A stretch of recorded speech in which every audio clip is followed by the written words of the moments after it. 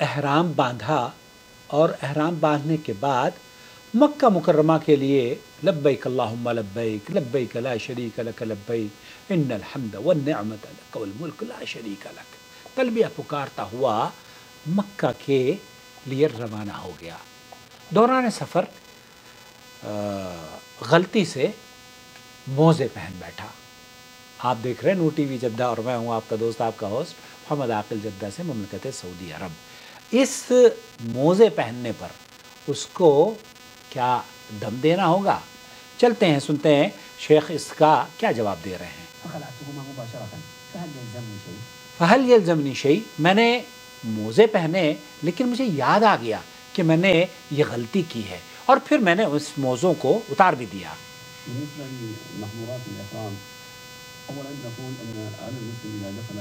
ہم سب سے پہلے تو آپ کو یہ کہیں گے کہ مسلمان کو کسی بھی کام کو کرنے سے پہلے فلی کمپلیٹ ایجوکیشن حاصل کر لینی چاہیے۔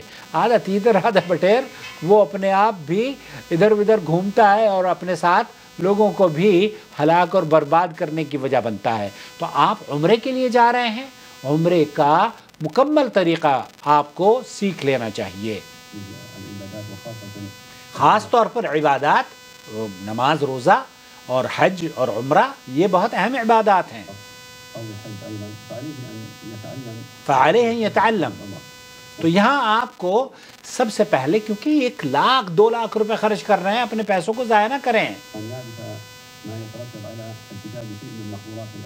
یہاں وہ جو محظورات الاحرام ہیں وہ ایسے کام جو کہ آپ کو احرام کی حالت میں نہیں کرنے چاہیے تھے اور آپ کر بیٹھے ہیں۔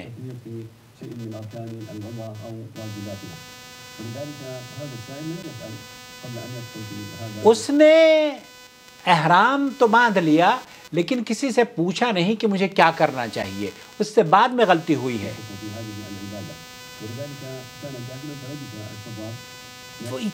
یہ آدمی جہالت کی وجہ سے اس نے اپنے موزے پہن لیے ہیں، تو جب اس کو پتا چلا کہ میں نے یہ غلطی کری ہے تو شیخ فرما رہے ہیں اس نے فوراً پھر اتار بھی دیے۔ شیخ فرما رہے ہیں کہ اگر کوئی جاہل ہو یا غیر شعوری طور پر کوئی عمل ہو جائے، لا شیء علیہ، پھر اس پر کوئی دم نہیں ہے۔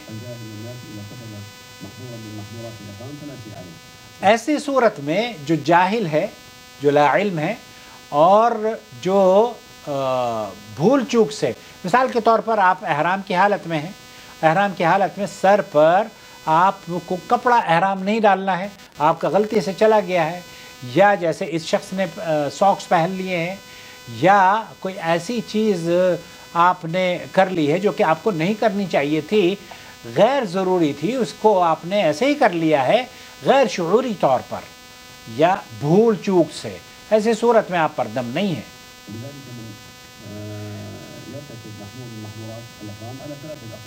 یہاں 3 طرح کے اقوال ہیں اس سلسلے میں۔ ایک تو یہ کہ اگر آپ نے ایک ایسا عمل کیا جس کی آپ کو ضرورت محسوس ہو رہی تھی،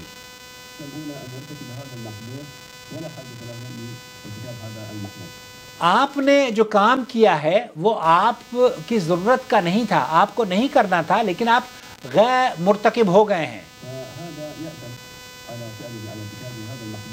کیونکہ آپ کو علم تھا اور آپ نے علم ہونے کے باوجود وہ عمل کر لیا ہے، تو یہاں آپ کو دم دینا ہوگا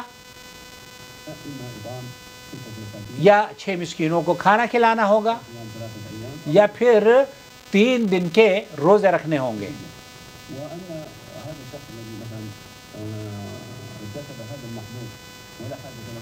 تو خلاصہ کلام یہ ہوا کہ اگر آپ نے کوئی ایسا کام کر دیا ہے جو کہ بھول چوک سے، مثال کے طور پر مینا میں لوگ سوتے ہیں اور سوتے سوتے ان کے وہ اپنے بعض مرتبہ اپنا ہی احرام اوڑھ کر سو جاتے ہیں، ایسی صورت میں یہ غیر شعوری طور پر، ویسے بھی سوئے ہوئے آدمی مرفوع عن القلم ہوتا ہے، تو ایسے اشخاص سے ان پر کوئی فدیہ نہیں ہے۔ البتہ جان بوجھ کر اگر کوئی کرتا ہے تو اس پر فدیہ ہے، اور اسے مکہ کے فقراء میں یہ بکرا ذبح کر کے تقسیم کرنا ہوگا۔ السلام علیکم ورحمۃ اللہ وبرکاتہ۔